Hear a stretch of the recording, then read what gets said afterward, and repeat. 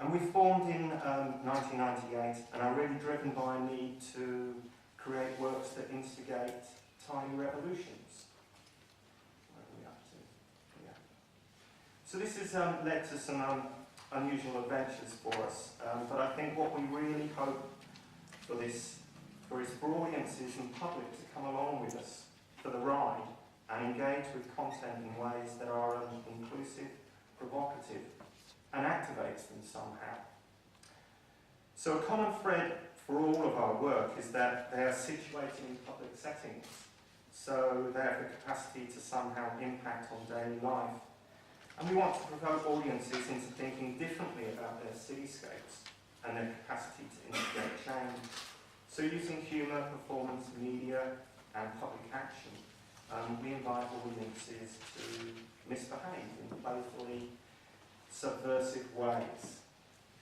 So we've been interested for some time now with working with augmented reality, in particular for mobile phones, and we saw huge potential for this in utilising it as a covert device for our audiences to safely enter commercially owned spaces, undetected, and carry out instructions imparted within an artwork. At the time we were talking about making a work in a mall, we wanted to make a work that kicked against consumerism, to question if it is a carefully crafted tactic designed to pacify the masses, and we're wondering how we could get away with it on site. We were drawn to the potential for augmented reality to add a layer of meaning, to add a layer of meaning over a live video image. So we've kind of we'd seen the John Carpenter's movie They Live, and we're kind of influenced by that.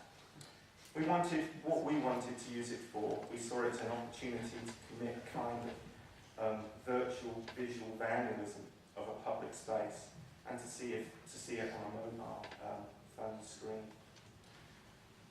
So yeah, we haven't been able to make that work yet in the mall. It's these quasi-public spaces are turning out to be a bit tricky to navigate. But we were fortunate enough to access some funding to enable us to undertake a residency at a Human Interface Technology Lab, or HIT Lab for short, in Christchurch in New Zealand, and flesh out our ideas of working in this area, and segue into making a new piece of work called Transumer, using this technology. So Transumer is presented in an exhibition context, and you can, in the exhibition, in the gallery, you can pick up an iPhone in exchange for handing over a form of ID. It's a mobile tool for modern day insurrection that navigates, that appropriates from augmented reality browsers such as Layer, Wikitude, Navigator Pro, and Genio. So these browsers present you with real-time data about their surroundings, nearby landmarks, and other points of interest via overlaying information on the screen of the iPhone. As an alternative to this real-world information, Transumer encourages audiences to clandestinely take over their city by placing GPS-based tags that identify how they want to disrupt or intervene at a specific location. Seen through the iPhone's live camera view, these visual markers, points in the cityscape, represent underground networks and are available for other players of the work to see. Find out more information about the proposed network's action and join the cause or not. Participants are requested to offer detailed strategies for fucking everything up and upload their suggestions to a live server, allowing their ideas to be accessed by future users of the artwork.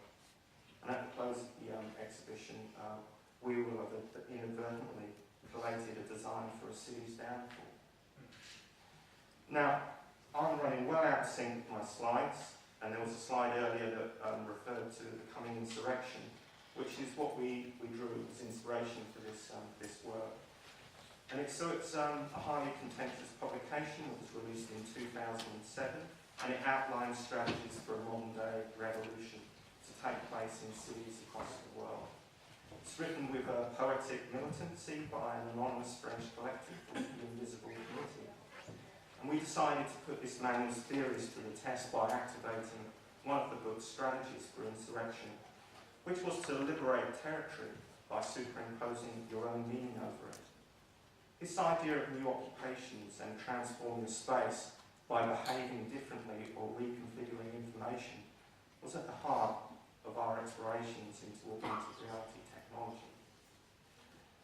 The first showing of the work has been part of the Sydney Biennale, which finished earlier this month, where the work had a lengthy 3-month season. We implemented a decay feature to the tags to avoid overloading the app if there were too many visual markers in the cityscape. We devised with HitLab a process of natural selection, whereby if no one joined a tag or one of these networks, it would change state each day, getting smaller to the point of, by the 6th day of non-interest, disappearing completely from the work. So the theory was, if it was a bad idea, it would fade and die.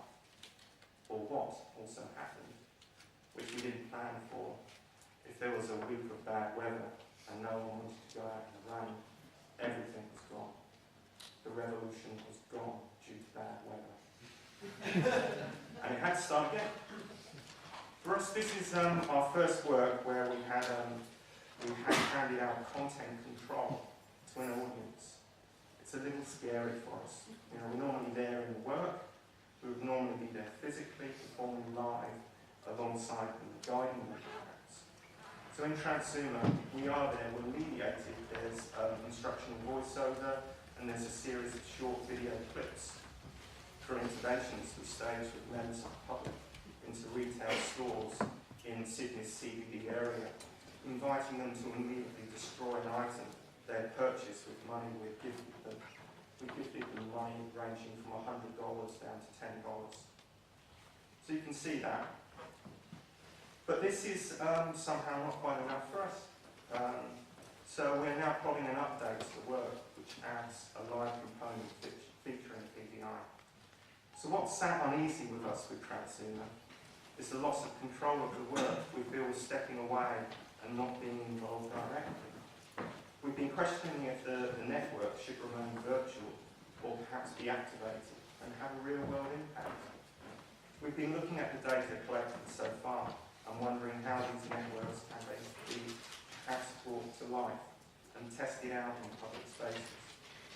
So later this month we'll be working on an update to this work that will see future seasons of Transuma ending with a live guided tour, either mediated or by a PDI performer, that reveals each of the networks placed throughout the cityscape and attempts to bring some of the ideas to life by shifting the written theories of occupation to live performative moments that are witnessed and experienced by our audiences. So we plan to devise a number of responsive on-site interventions which can be undertaken by both the audience and performers as a result of the iPhone app that people might play. It seems fitting to us that having made the provocation to audiences to go and fuck it up, we take on their ideas and find a way to set them in motion. Thanks very much.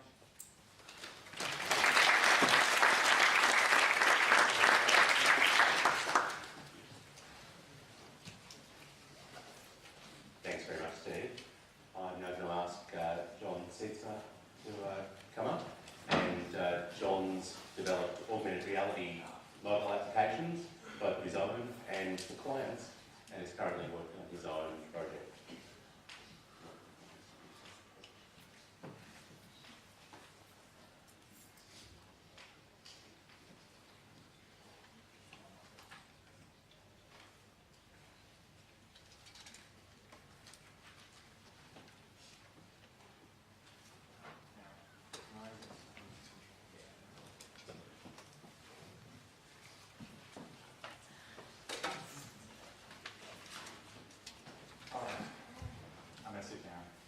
So first of all, congratulations to Steve Pixone for winning the last round of Back Chatter.